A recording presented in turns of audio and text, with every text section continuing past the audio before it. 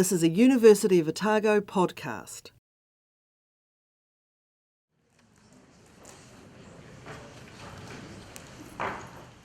Good evening and welcome to this fantastic event that we are having this afternoon. My name is Harleen Hain and I am the Vice Chancellor here at the University of Otago. And I recognize many of the faces in the audience because this is not only a university event, but it's also a public event. And we are very proud of the participation of members of the general public who come and help us honor the amazing achievements of our staff members who have risen through the ranks and are giving their inaugural professorial lectures. So tonight is particularly special because not only are we celebrating yet another fantastic professor, but it is a great personal pleasure for me because Elaine is also a very good friend. So I am very excited about being here. It is fantastic to see both general staff and academic staff come together to actually listen to the brilliance of our professors here at the University of Otago. And again, as I say all the time when I introduce the professors during their inaugural professorials, it is nothing short of an amazing feat to be promoted to the rank of professor from inside this university. We are incredibly harsh on our own, and people must demonstrate excellence in research, in teaching, and in service. So to reach the point of becoming a professor is truly something that we should all come together and celebrate. So I welcome all of you on behalf of the University of Otago, and I would now like to hand over the microphone to Professor Keith Hunter, who is the Pro-Vice Chancellor of Sciences, who will tell us just a little bit more about the academic background of our guest of honor. Thank you.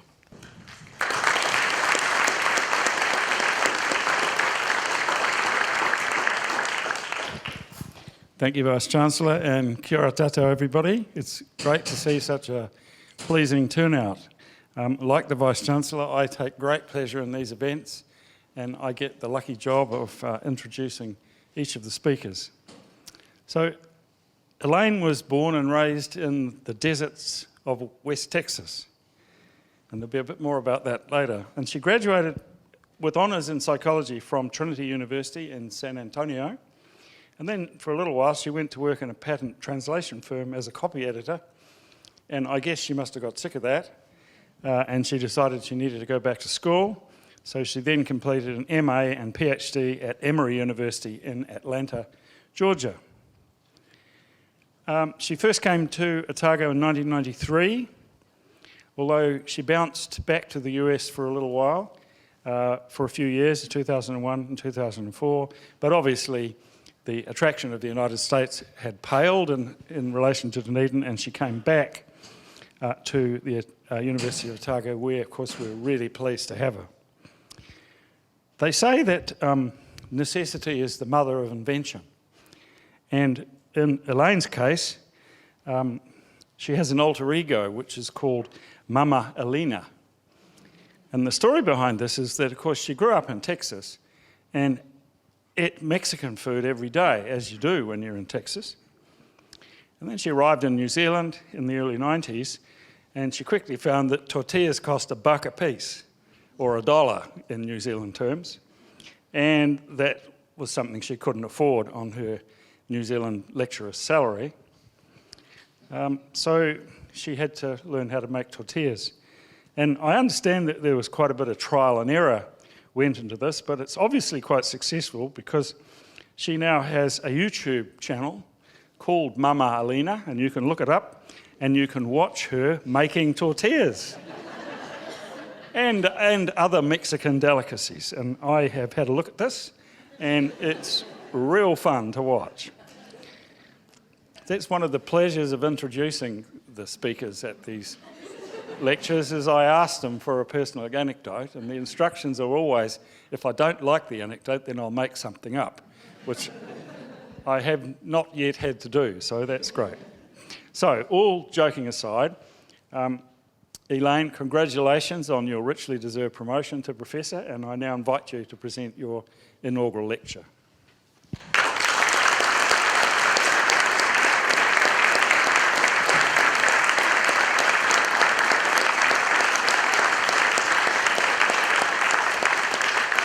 Well, soon after finishing this lecture, I'll be putting up my breakfast taco video for anyone who wants to see it. So, tēnā koutou, tēnā koutou, tēnā koutou katoa. Thank you for coming this evening for me to share with you my research on family storytelling. I'd first like to acknowledge all of the families who have participated in the research that I'm going to tell you about today. And there are hundreds of families in Dunedin, in the US, even some in India, who have participated in our research. So my biggest thanks goes out to all of those families who've so patiently given up their time. And because I do longitudinal studies, they don't get rid of us. We just keep going back, and they've been so generous and kind to let us into their lives and to share their stories with us. And of course, I'd also like to thank my funders, the Marsden Fund, National Institutes of Health. Dunedin kindergartens have been wonderful. Since 1994, I've done research in Dunedin kindergartens, and they've been so supportive. And also my work on the Growing Up in New Zealand study, which you may not know is a longitudinal birth cohort study on the North Island of over 6,500 families. And when all my other funders fail, there's always the Division of Sciences to back me up. So I've been very lucky. Now, I'm going to start with a very grainy photo. It's grainy in more ways than one.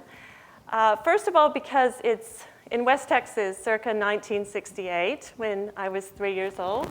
And you can really barely see me there on my father's knee with my big brother and my little sister on the other side with my grandmother. But what you can't see behind the picnic table in this photo is acres and acres of sand dunes. My dad had this idea that he would take my 81-year-old mother out for a picnic in July in West Texas to the Sandhill State Park. Kelly's laughing because she's from Texas. She knows that this is a ridiculous idea. And that's pretty much what my mother told me the other day when I asked for a photo of my grandmother. So somehow we survived the heat. And what you're really supposed to do in the Sandhill State Park is take garbage can lids out there and you slide down the sand dunes because we can't ski, so we slide down the sand dunes. But my mother didn't allow us to do that day. But we seemed fairly happy. Now, I don't personally remember this event. My mother told me about this event the other day when I asked her for the photo. So now that family story has been passed down to me, and now my kids are hearing it, and it enriches my store of stories about my family. And it says quite a lot about my dad's spirit of adventure, too, that he tried so hard to find something fun to do, even in the deserts of West Texas. And the reason I wanted a picture of my grandmother was that my love of family stories really began with my grandmother. Her name was Elaine Reese, and she was a natural storyteller. In the 1960s, she sold her house in Florida, and she decided that she would go to live with each of her 5 children for a couple of months at a time. Now, I don't know how her children felt about this arrangement, but I can tell you that her 24 grandchildren benefited hugely. So my little sister and I were number 24 and number 22, respectively. And every night when my mother was cooking dinner in the kitchen, as moms did back in the day, my grandmother would regale us with tales of adventure from her childhood, growing up in homesteading in the piney woods of Florida in the 1890s. So she told us these fantastic hair-raising stories about panthers and horse-drawn wagons and even a wedding out on the homestead. And I still remember those stories. They've stayed with me all these years. And I'd like to think that that I've become a little more adventurous myself from hearing my grandmother's tales of adventure. But this interest in family stories lay dormant for many years until I went to graduate school at Emory University. And there I met Robin Fivish, who became my PhD supervisor. And I went there to study human memory. Robin had just embarked on a longitudinal study of family storytelling.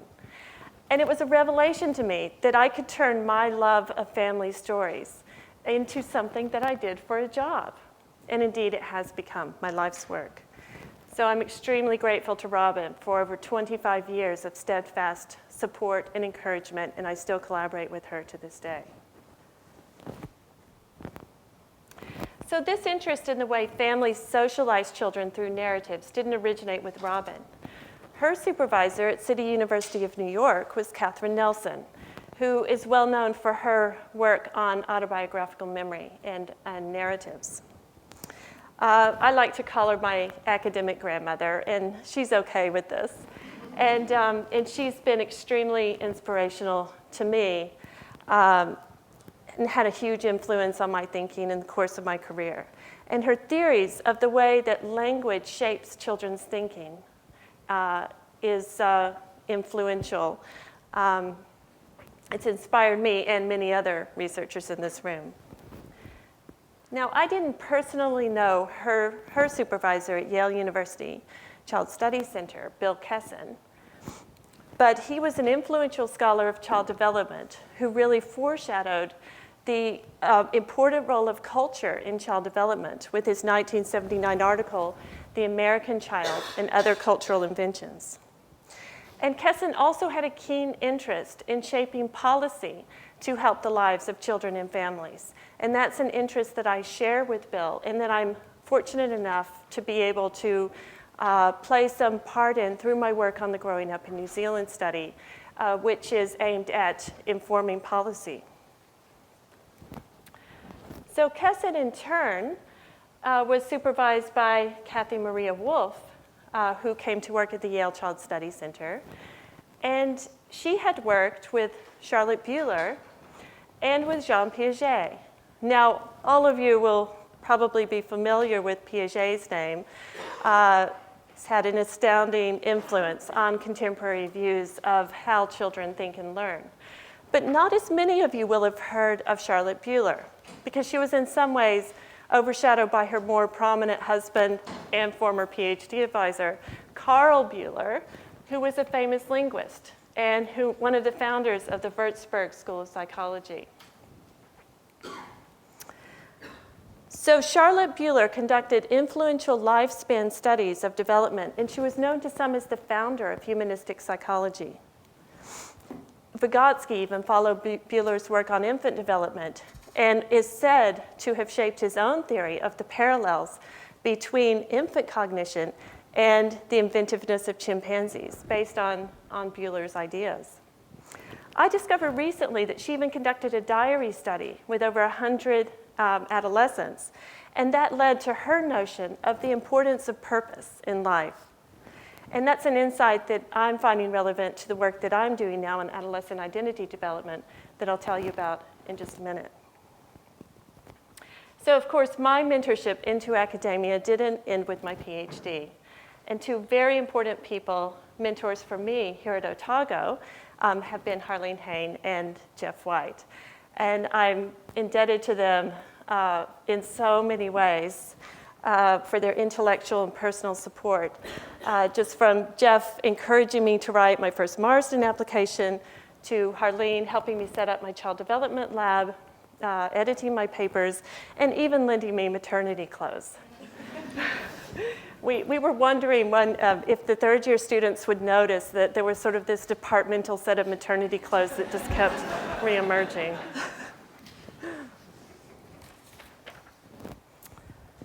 And of course, I wouldn't have accomplished any of the work that I'm going to tell you about today without my fantastic PhD students and postdoctoral fellows.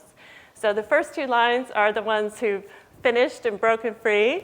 The next row, those who are in the process. And the final row are my past and present postdoctoral fellows. I've learned important things from each and every one of these people. and they're a vital part of my life as well as my work.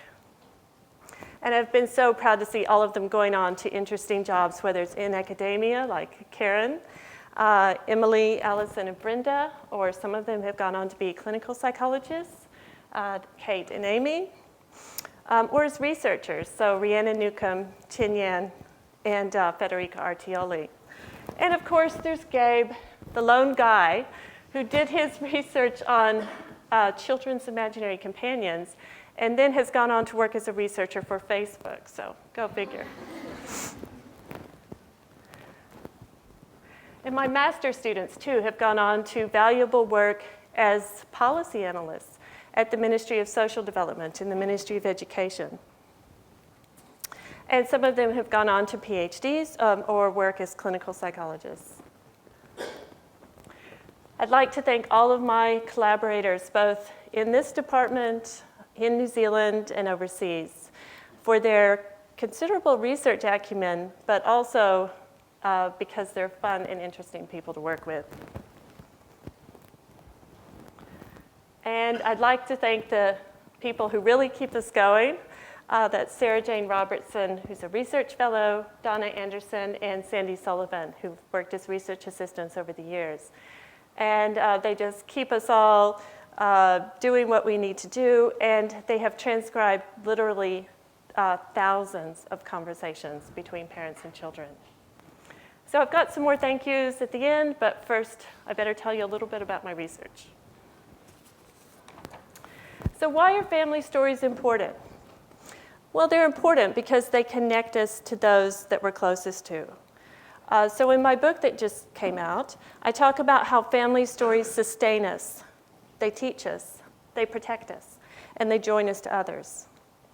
So most of us believe this intuitively, but it's only in the past 25 years that we've accumulated the research that backs up these beliefs, with some spin-off effects that Robin and Catherine and I didn't even anticipate 25 years ago. The New York Times recently profiled my supervisor Robin Fivish's work on family stories, and what she's been finding is that preteens who know more about their family history experience better well-being. So they have lower levels of depression and anxiety, they have better coping skills, and they have stronger self-concepts. However, 20 years ago, when I started my research program at Otago, we didn't know exactly how family stories might affect children's development. Now, when you're a child development researcher, you can show pictures of your kids and get away with it. What we knew at the time was that parents told stories with their toddlers, and that toddlers could talk about the past from nearly when they first started to talk. So that might surprise you that children start talking about the past from nearly as soon as they can talk. So by the time they're 1.5, they're referring to recently completed actions, cookie, all gone, or they're talking sometimes about absent toys. So in our house, a frequent refrain when my youngest son was 1.5 was, "Where Butter?" Well, you sort of have to know the context. Butter was a stuffed golden lab that I'd gotten at Walgreens or something when I was in the States. And this became Dylan's favorite toy. Unfortunately, he neglected Butter and left him in a reception area of a Montreal hotel. And for pretty much the next month after, we heard, "Where Butter?" I tried to order a Butter replica off the internet. But when the new Butter arrived and Dylan opened the box, Butter was bigger and darker than he was before, and we tried to convince him that he'd just grown up from his travels in Montreal, but somehow it just never really gelled. So what happens when toddlers start talking about the past is that parents quickly follow in on these little utterances, and they'll say things like, "Where is Butter? Did you leave him in Montreal?" So my students and I set out to explore how parents talk to their toddlers about the past. And this is work with Karen Harley, Kate Ferret, Rhiannon Newcomb, and Amy Bird. And with gracious funding from Marsden, we started 2 longitudinal studies with over 150 1.5-year-old children from Dunedin. And to the best of my knowledge, those 2 studies have turned into the longest running studies of autobiographical memory development in the world, with our latest data points at age 15 and 16. So our main technique is simple and low tech. We simply give parents a tape recorder and we ask them to talk about a past event with their toddler. We have sort of moved up to digital tape recorders now, but unfortunately the voice recognition software hasn't caught up. They still can't understand toddlers or sometimes even adolescents, but maybe someday. And whenever possible, we ask the parents to conduct the conversations in their home to keep it natural. So what are these stories like? Well, they start out small and then they grow. So here's a story of Anna's visit to the farm when she was 1.5. And by the way, all of the names in these examples have been changed in some details. And as you can tell, when Anna's 1.5, she's not saying very much, and not much that we can understand. But she is taking what we call conversational turns. So she is taking part in the conversation. And her mother does something that turns out to be very important. So her mother, despite Anna's lack of skill at this enterprise, keeps asking these what we call open-ended questions that have a WH question or a how question in them, how word in them. So talk about when we went to the farm. What did we see at the farm? Da, da, da, da. What did you do to the, and her mother thinks that she just said little baby lamb, that's fine. What did you do to the lambs? What did you do to the lambs at the farm? And how many lambs were there? And what did their tails do? So her mother, through her questions, is basically fleshing out the story for Anna. And what did Anna give to the lambs? Did you give them a bottle? And what was in the bottle? And finally, Anna gives what we would call a memory response, milk. And Mom praises her, clever girl, milk in the bottle. Well, the next year, when we went back to see Anna, this time her parents were talking about going to Bueller when she was 2.5.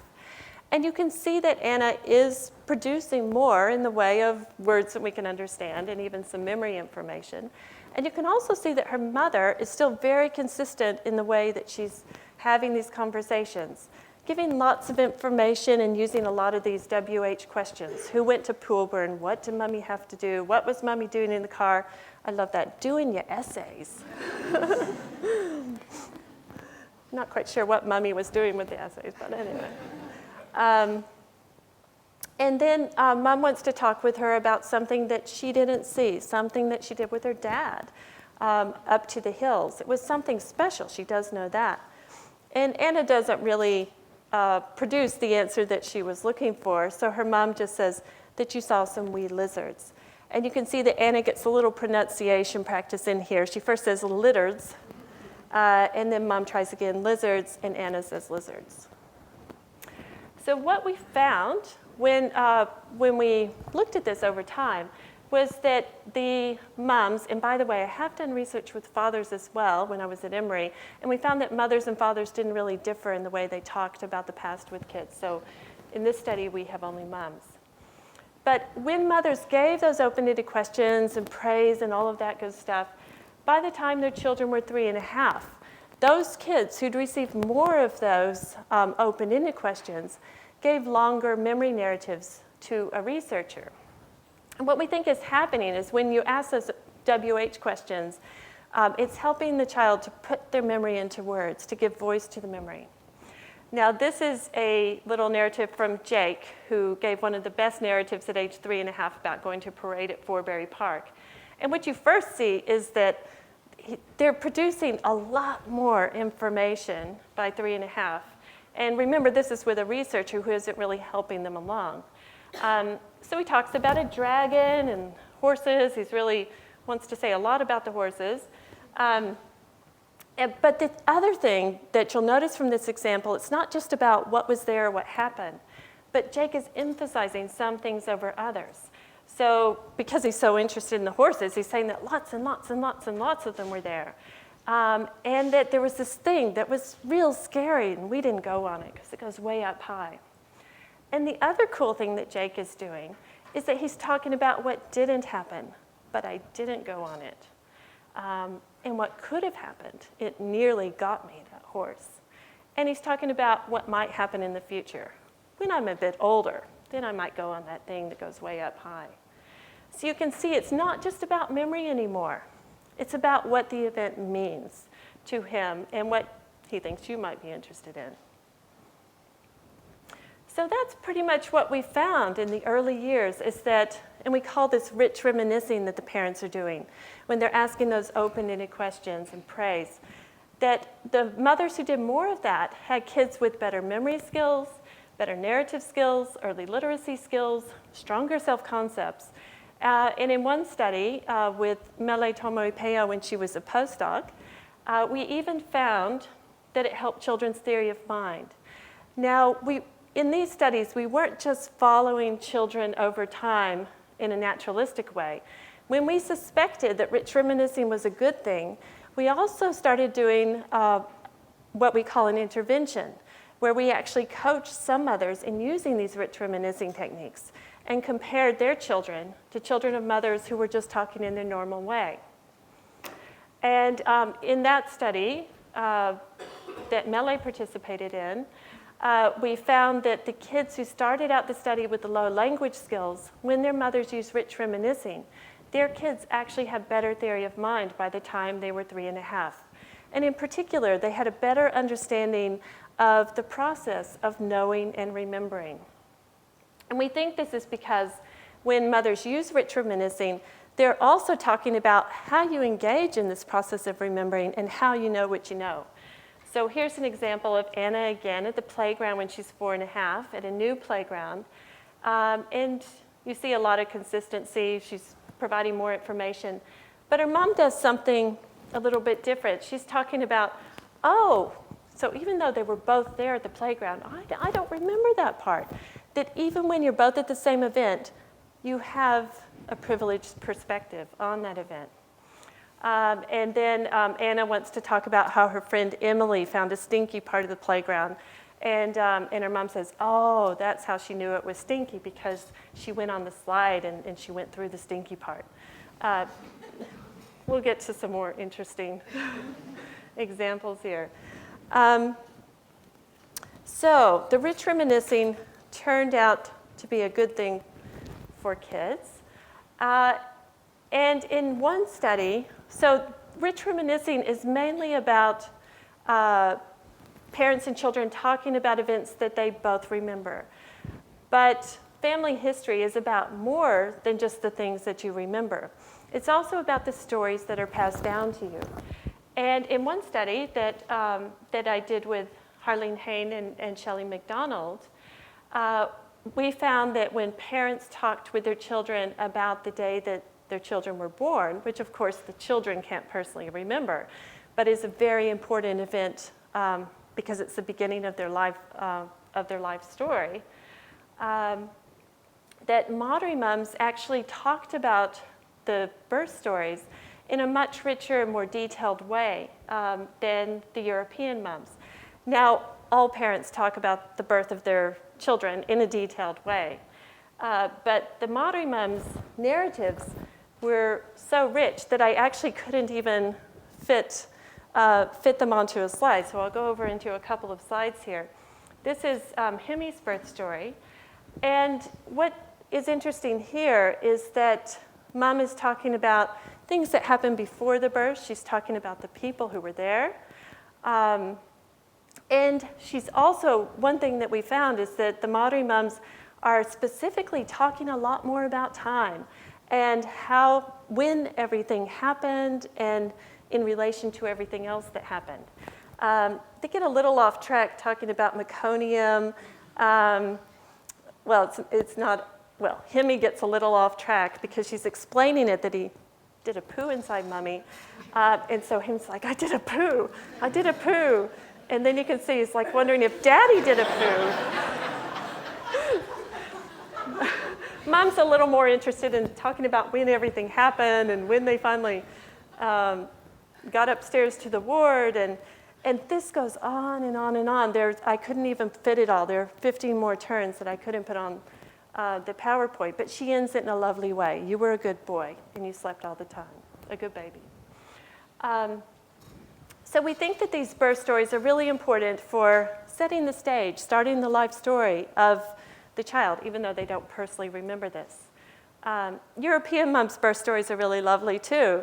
They're just not quite as long and detailed. And here's sort of a similar one. Eric was premature, and his mom is talking about that, how small he was and all of this. Again, gets a little off track because she starts talking about how he has hardly any ears, and Eric's very concerned. Where is my ear? And Mom calms him down. Well, they just hadn't grown properly, but it's fine. And you started to get bigger and better. So what happens to family storytelling when children go off to school? I'll just put in a brief plug here about parents reading books with their children, which is my other line of work. So most of you will know that reading books to your preschooler helps their vocabulary skills, helps them learn new words, and it helps their story skills. But and all of that spells success in children's reading later on, particularly for their understanding of what they read on their own by the time they're in year 3 or 4. But what you may not know is that when children first start to learn to read, the vocabulary that they're getting from their early readers is not stretching their own vocabulary development. It's very simple vocabulary. So it's not until till year 3 or 4 that they're able to learn new vocabulary from the books that they're reading on their own. So that's why I always like to put in a little plug saying, if you do have a child who's just learning to read in the first years of primary school, keep reading to them, even after they start school, because the books that you'll read to them have more complex storylines, more advanced vocabulary than they're getting in their own reading. So in terms of children's storytelling, one major development is that by around age 6, that kids get to the point where they are telling pretty coherent stories. Here's the story of Anna's first sleepover, again with her friend Emily. And we can pretty much understand everything that happens. It's got sort of a nice linear narrative. We know when things happened. We know what happened. We even know some departures from the norm that usually they don't go to ballet on Sunday, but they did that Sunday. We just have to. And there's even a little ending, and that's all. However, it's not a very exciting story, is it? Because we don't really have much in the way of emotion or detail or description. So in contrast, for this age child, they're really still needing their parents to tell the more interesting stories. So Rata, with her mother's help, tells a pretty good story about Rotorua, and in particular about the smells of Rotorua. And I'm sure that you can understand what the word patoro means from the context. So I particularly like that hot, brown, and steamy bit. So you can tell, if you really want to engage your kids in storytelling, add some scatological references there. Okay, then we get to early adolescence, age 11 to 12. Parent-child storytelling definitely changes.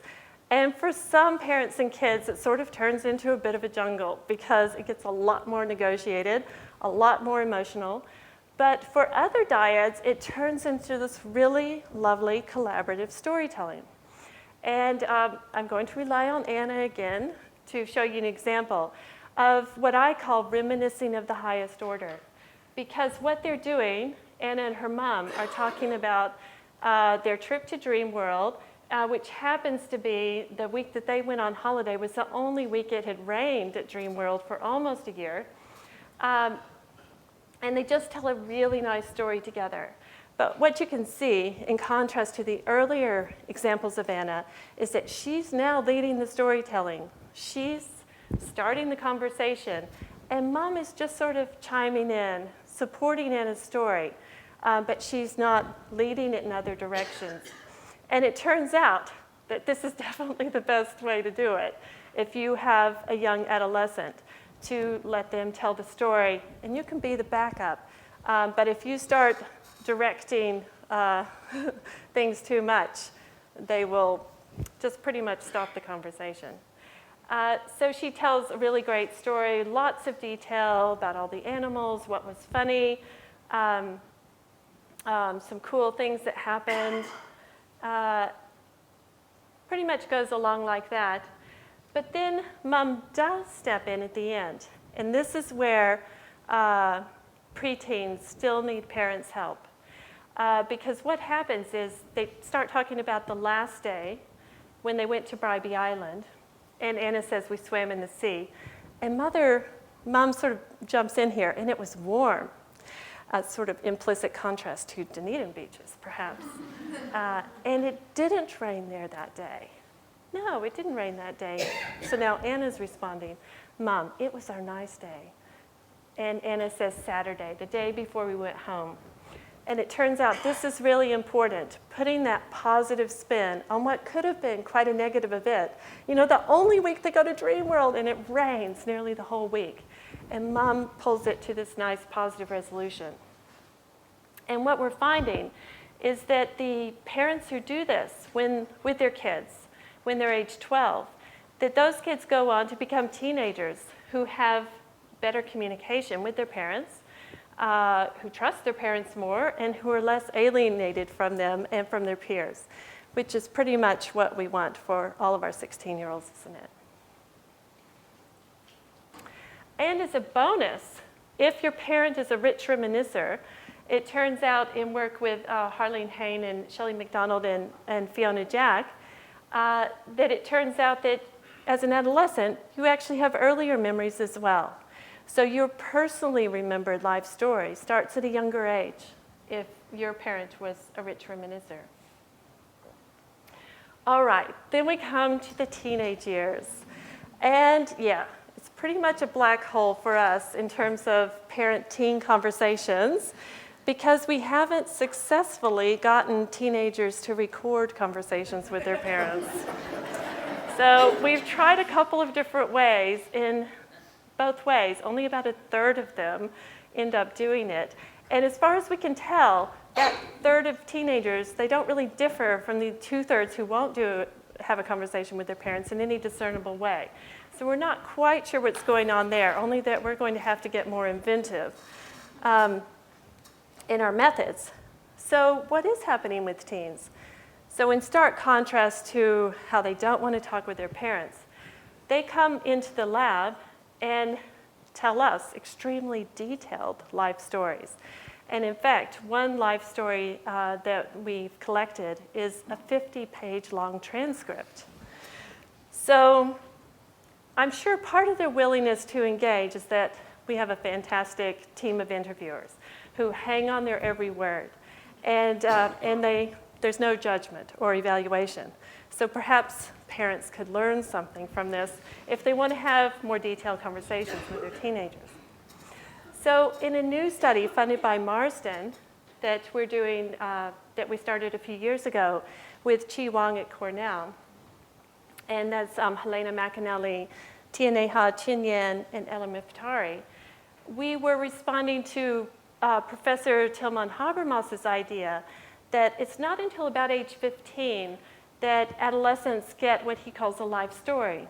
So before that age, they can remember events, they can narrate events, and I've shown you that they can do this. But before about age 15, they're not very good at connecting what's happened to them in the past in the service of understanding who they are and integrating those events. So here's an example from our study that we're doing with 3 cultures of adolescents, Chinese, European, and Maori New Zealand adolescents. Now here's an example of a younger teenager who's really not connecting things. She talks a little bit about how she's shy going to a new school, and then, amazingly, she meets this guy and we just start hanging out, but there's no real connection here of how did she go from being this shy girl to being this person who could just find this guy and hang out. In contrast, an older teenager talks about working on the school production and talking about how that event made her realize that she could be a leader and that she could be independent and do things on her own. So she's connecting that event in helping her understanding of herself. And what we're finding is pretty much exactly what Habermas predicted, in that it is around age 15 to 16 that teenagers are starting to have these insights into life events and what it means for who they are.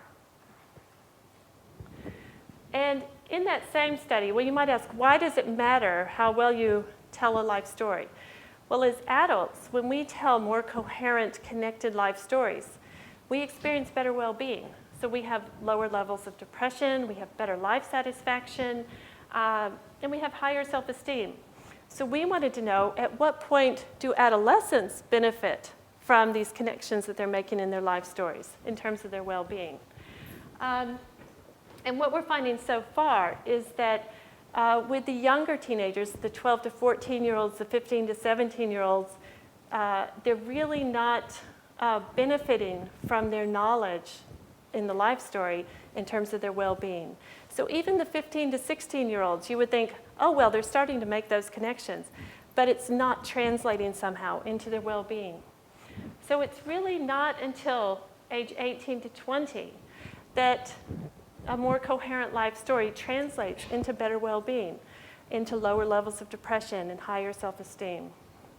And really importantly, we are finding that this is true across all three cultures that we've studied. So whether the adolescent is Chinese, European, or Maori, it's really not until age 18 to 20 that they're starting to get it, and they're making those positive connections, and it's spilling over into their well-being. And hot off the press, in the same study, we asked these adolescents how much they knew about their family's history, such as where their grandparents were born, or details about their mother's and father's childhoods. The Maori and the European adolescents reported more knowledge of their family history than the Chinese adolescents. And very importantly, both the Maori and Chinese adolescents who knew more of their family history, they reported stronger cultural identities and better well-being. So if we're able to continue following the children from our earlier longitudinal studies into young adulthood, we'll be able for the first time to trace the importance of family storytelling throughout kids' lives to their identity and well-being in adulthood. And following them into midlife, if I'm around long enough, may offer another turning point in terms of understanding the curveballs that life throws at you and trying to maintain your well-being in the face of negative life events. And that'll be something to keep me busy and out of mischief for at least the next 20 years. So again, I'd like to thank my lab. They're a fantastic group, such hard workers, and really fun as well. Even get dressed up sometimes. And I'd like to thank everyone in the psychology department. It's just a fantastic place to work. And hardworking as well, and very fun. And special thanks to Kara for helping me with the PowerPoint. Anything that looks good in the PowerPoint is because of Kara.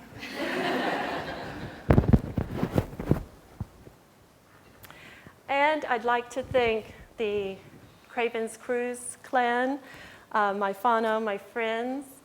And I'd just like to say a special word about Tamar Marakfer, friend and colleague that we all miss a great deal. And special thanks to David Green and family for being so open-hearted and caring. And of course, my family in Texas, even though they're far away, they always have my back. I had to call my mother this morning for support. You just never get too old for that. And of course, these two guys who are the source of my best and most favorite family stories. So, just like to end that family stories can give children a better start in life. They can give adolescents a reason to keep going. They can give young adults the wisdom to make good choices. So what I'd like to ask of all of you is that you go home tonight or tomorrow and you tell a story, no matter how small, to your child or your teenager or your parent or your partner, even your grandchild. And I hope you'll be glad that you did.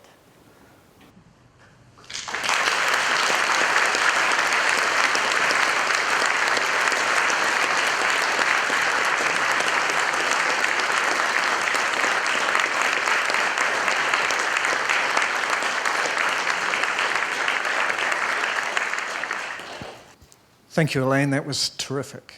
It really was.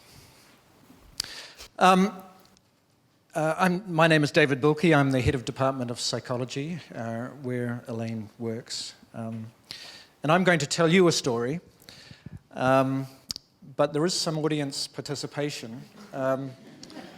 If I put my hand up like that, I want you to just go wild and just yahoo and yell and so on. Can we just try that? You ready? Yeah! You guys are good. Okay. So here's the story. It's a story about a young woman who came here to the magical kingdom a long, long time ago. So long ago that it's almost lost in the mists of time, but we know actually that it was 1993. She came here from a land far, far away, a land known as the fabled lost continent of Atlanta, Georgia. The young woman set down roots here and had a family, and although she was lured away for a short time to the land far, far away, the denizens of the Magic Kingdom worked hard to get her back because they knew that she had much promise. The young woman worked hard in the Magical Kingdom, and in that work, she grew and grew and grew and grew. So you all ready? And in fact, she grew so much that she became a professor. Yay!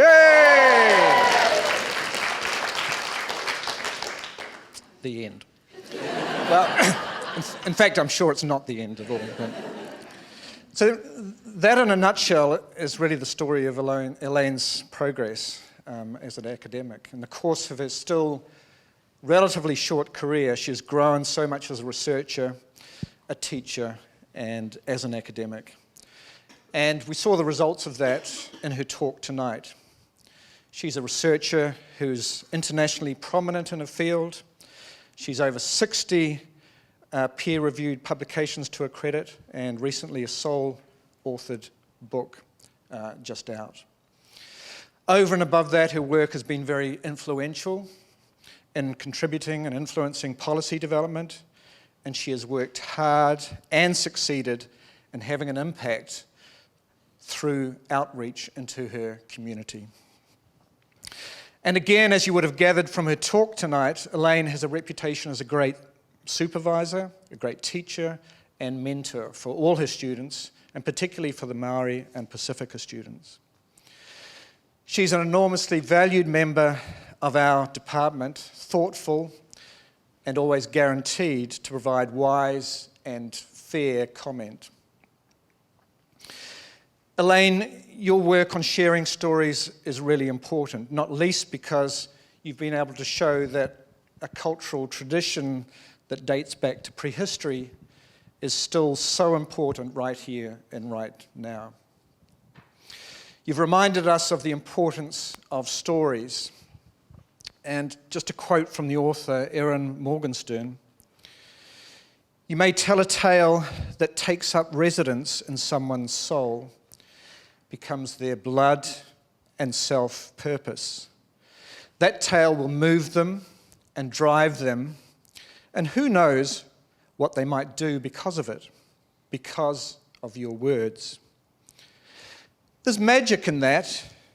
It's in the listener, and for each and every ear, it will be different, and it will affect them in ways that they can never predict. So I'd like you to all join with me in congratulating Elaine on her promotion to professor and to thank her for sharing her story tonight and for reminding us of the importance of stories in our own lives and in the lives of our children.